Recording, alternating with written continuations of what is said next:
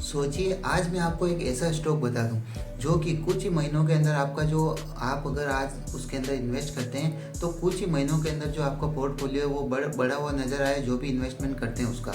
तो ये आपको एक सपना लग सकता है क्योंकि ऐसा स्टॉक बताना पॉसिबल नहीं है, लेकिन आज के वीडियो में ऐसा पॉसिबल हो सकता है क्योंकि आज अपन डिटेल से एनालाइज करने वाले हैं टाटा मोटर शेयर के बारे में। ये जो शेयर है आने वाले टाइम में कैसा परफॉर्मेंस करने वाला है, आपको मल्टीबैगर साबित होगा या फिर नहीं होगा।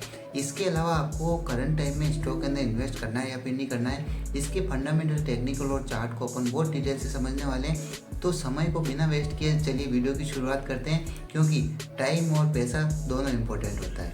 टाटा मोटर जो है दोस्तों भारत के ऑटोमोबाइल सेक्टर के अंदर दिग्गज कंपनी है क्योंकि ऑटोमोबाइल के अंदर थर्ड लार्जेस्ट, इंडिया के अंदर थर्ड लार्जेस्ट कंपनी है।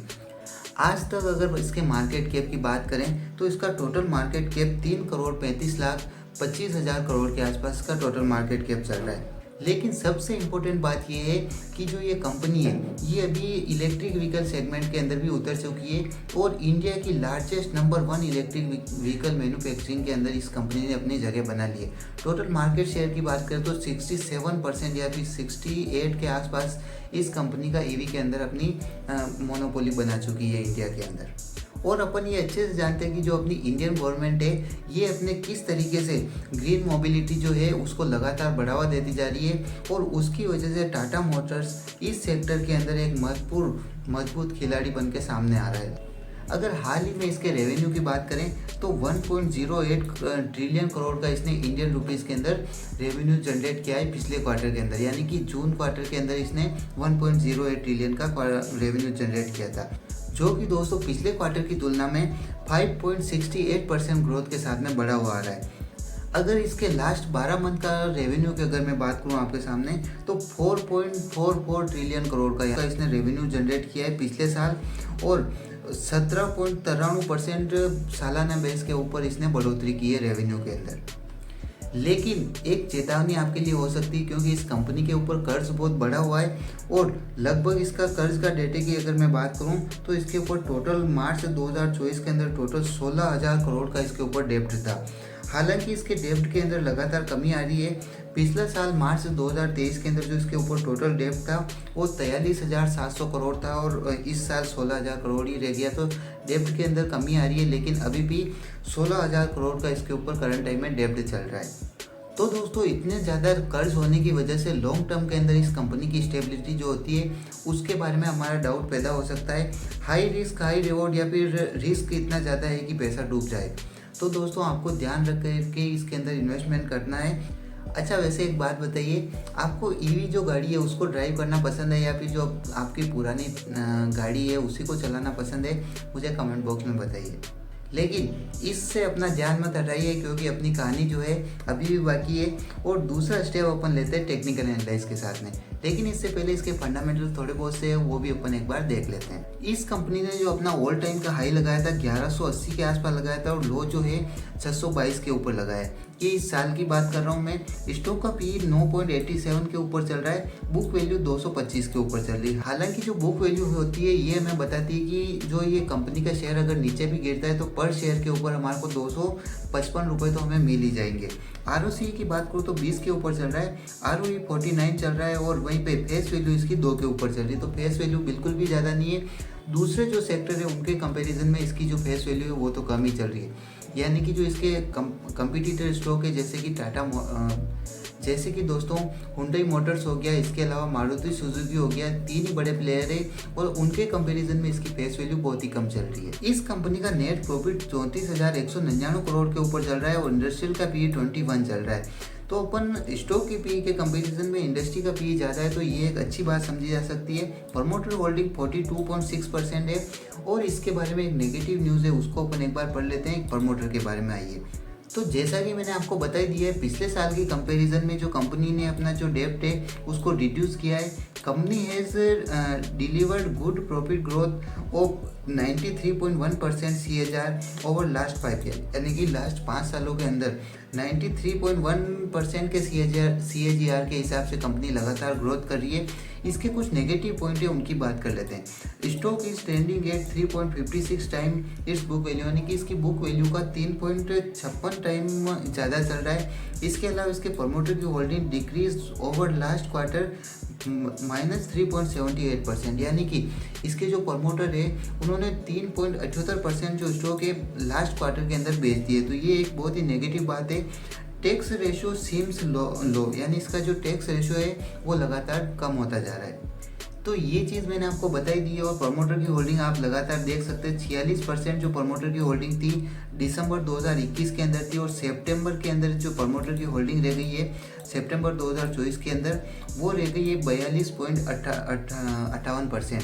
यानी कि ये जो प्रमोटर की होल्डिंग है जून 2024 क्वार्टर का जो था उसके अंदर 46 थी, लेकिन अभी वाले क्वार्टर के अंदर 42 रह गई, यानी कि प्रमोटर की होल्डिंग इसके अंदर कम हुई है। तो ये अपने लिए एक बड़ा सवाल पैदा कर सकता है कि हमें इस स्टॉक के अंदर इन्वेस्ट करना है या फिर नहीं करना है। तो उसके लिए आपको कुछ और चीज़ें देखनी होगी, तभी आपको डिसीजन लेना है कि आपको इन्वेस्ट करना है या फिर नहीं करना है। अगर मनी कंट्रोल के ऊपर अगर आप ट्रेंड को देखेंगे तो बेरिश ट्रेंड बना हुआ है, जो कि अपने लिए एक नेगेटिव बात हो सकती है। यहाँ पे कुछ इंपॉर्टेंट पॉइंट है, उनके बारे में आप देख लीजिए। इस स्टॉक की जो प्राइस है वो 22.80% अवे है अपने 52 वीक हाई से, यानी कि इसको जो 52 वीक का हाई लगा है उससे 22% नीचे ये भी, और 46% दूर है अपने 52% लॉस, यानी कि जो हाई है उससे कम दूरी पे और जो लो लगाया था उससे ज़्यादा दूरी पे। जो इसका शॉर्ट टर्म, लॉन्ग टर्म और मीडियम टर्म है उसके ऊपर बेरिश मोमेंटम बना हुआ है, और ये मूविंग एवरेज है हमें अच्छे तरीके से बता रहा है।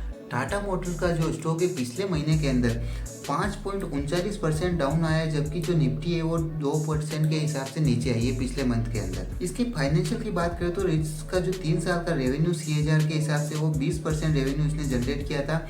नेट प्रॉफिट कुछ भी नहीं बता रखा है, और जो ऑपरेटिंग प्रॉफिट है वो 22.6% के हिसाब से बढ़ा है। इसके फाइनेंशियल का ओवरव्यू देख लेते हैं अपन एक बार। नेट प्रॉफिट लगातार बढ़ता जा रहा है सालाना बेस के ऊपर, लेकिन क्वार्टर बेस के ऊपर मैंने बताया कि नेट प्रॉफिट के अंदर कमी आई है, रेवेन्यू के अंदर। नेट प्रॉफिट की बात कर लेते हैं। पिछले जो साल था इसके अंदर 2353 करोड़ का प्रॉफिट हुआ था, और इस साल 31,106 करोड़ का इसका नेट प्रॉफिट हुआ है। तो 2024 के अंदर प्रॉफिट तो नो डाउट बढ़ा है इसका बहुत ही शानदार तरीके से। इसके EPS की बात करें तो EPS के अंदर भी लगातार बढ़ता जा रहा है। तो यानी कि इसके फंडामेंटल तो बहुत अच्छे, कोई भी डाउट नहीं है, लेकिन करंट टाइम में कुछ ऐसी चीज़ें हुई है जिनकी वजह से हमें डाउट पैदा हो सकता है कि हमें इसको बाय करना है या फिर नहीं करना है। चलिए अब अपन इसके टेक्निकल एनालाइज को समझ लेते हैं। 19 अक्टूबर 2024 के हिसाब से करंट टाइम में जो स्टॉक की प्राइस चल रही है वो 910.15 के आसपास चल रही है, और इस स्टॉक के अंदर 2 सपोर्ट और 2 मेजर रेजिस्टेंस बनते हुए नजर आ रहे हैं। उनके बारे में बात कर लेते हैं। सबसे पहले अगर सपोर्ट की बात करूँ तो 900 से 910 के बीच में फर्स्ट वाला सपोर्ट बनता हुआ नजर आ रहा है, जो कि मैंने आपको यहाँ पे ड्रॉ भी कर रखा है। अच्छा, सपोर्ट बनने का मतलब क्या होता है? सपोर्ट हमें ये बताता है कि हमें जो प्राइस है यहाँ से ऊपर जाने की संभावना है। तो 900 से 910 के ऊपर फर्स्ट सपोर्ट बनता हुआ नजर आ रहा है, ये लाइन मैंने ड्रॉ भी कर रखी है। सेकंड सपोर्ट की मैं बात करूँ तो 790 से 800 के बीच में एक लेवल बनता हुआ नजर आ रहा है। ये वाला सपोर्ट आपको यहाँ पे दिख रहा है, तो आपको ये दोनों सपोर्ट ध्यान में रख के चलने हैं। अब मैं अगर इसके रेजिस्टेंस की बात करूँ तो फर्स्ट वाला जो रेजिस्टेंस चल रहा है 1050 से 1060 के बीच में बन रहा है।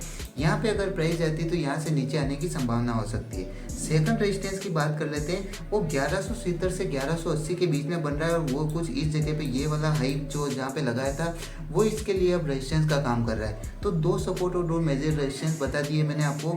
यहाँ से प्राइस किधर जाएगी ये आपको ध्यान में रख के चलना है, लेकिन किधर जाएगी उसके लिए कुछ और पॉइंट है, उनको अपन एक बार देख लेते हैं। यहाँ पर मैंने डेली टाइम फ्रेम का चार्ट ओपन कर रखा है, और यहाँ पे मुझे एक बेरिश ट्रेंड बनता हुआ नजर आ रहा है। मैंने यहाँ पे 50 और 100 मूविंग एवरेज को अप्लाई कर रखा है, 50 डे और 100 डे के मूविंग एवरेज को। और यहाँ पे आपको एक चीज़ दिखेगी, जो 50 डे का मूविंग एवरेज है वो 100 डे के मूविंग एवरेज को ऊपर से नीचे की तरफ क्रॉस कर रहा है। तो ये अपने लिए एक नेगेटिव साइन होता है। जब 100 डे के मूविंग एवरेज को 50 वाला नीचे की तरफ क्रॉस करता है तो ये बेरिश साइन का इंडिकेशन हमें देता है।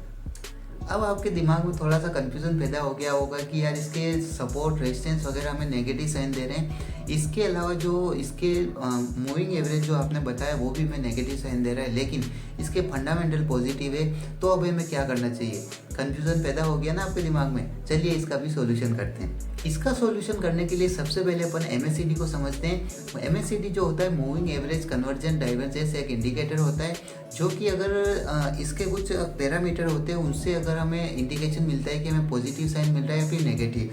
यहाँ पे आप देखिए जो MACD का इंडिकेटर है वो साइडवेज रेंज बनाते हुए आगे की तरफ बढ़ रहा है, लेकिन इस MACD के ऊपर क्या दो रेड और ब्लू कलर की लाइनें चलती है। MACD की एक मिड रेंज होती है 0 के ऊपर, और उसके नीचे की तरफ अगर वो दोनों लाइनें होती है रेड और ब्लू, तो हमें एक पॉजिटिव साइन माना जाता है, और ऊपर की तरफ होती है तो वो नेगेटिव साइन माना जाता है। यहाँ पे आप देखिए जो MACD की लाइन है वो नीचे की तरफ है, वो दोनों लाइनें रेड और ब्लू कलर की। और एक इम्पोर्टेंट चीज़ और है, अगर ब्लू कलर की लाइन जो है रेड कलर की लाइन को नीचे से ऊपर की तरफ क्रॉस करे, और जो इसके रेंज मैंने बताई है वो 0 से नीचे की तरफ वो दोनों लाइनें, तो हमें एक पॉजिटिव साइन मिलता है। और यहाँ पे ऐसा इंडिकेशन बनता हुआ नजर आ रहा है, क्योंकि दोनों जो रेड और ब्लू कलर की लाइन है वो मिड पॉइंट है उससे नीचे की तरफ चल रही है, और ये अगर क्रॉस करके ऊपर की तरफ जाती है तो ये एक पॉजिटिव साइन बनता है। अब एक इम्पोर्टेंट इंडिकेटर और है जिसको बोलते हैं रिलेटिव स्ट्रेंथ इंडेक्स, यानी कि RSI। RSI जो है ओवरसोल्ड कंडीशन के अंदर पहुंच चुका है। इसका मतलब क्या होता है? इसका मतलब ये होता है कि ये हमें एक पॉजिटिव साइन देता है कि यहाँ से मार्केट के अंदर पुल बैक होकर के मार्केट ऊपर जा सकता है। तो अब आपके दिमाग में एक क्वेश्चन आ रहा होगा कि क्या हमें इस स्टॉक के अंदर उतर जाना चाहिए, यानी कि इसको खरीद लेना चाहिए, या फिर इससे बाहर निकल जाना चाहिए।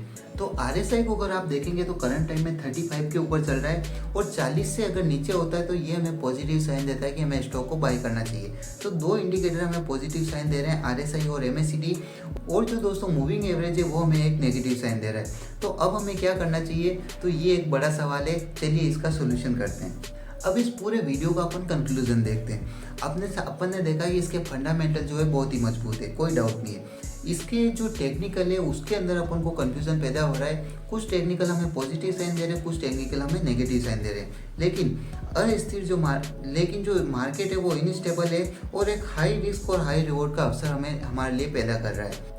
अगर आप शॉर्ट टर्म के ट्रेडर हैं तो आपको इस मोमेंट को कैप्चर करके आपको प्रॉफिट बना लेना चाहिए। मुझे ऐसा लगता है करंट टाइम में इसको बाय करके, क्योंकि ये करंट टाइम में सपोर्ट लेवल के ऊपर चल रहा है, और यहाँ से अगर स्टॉक भागा तो ऊपर की तरफ जाएगा, और इसका जो नेक्स्ट लेवल है वो जो मैंने आपको रेजिस्टेंस बताया फर्स्ट वाला 1050 से 1060 के बीच में, वहाँ तक जाने की पूरी संभावना है।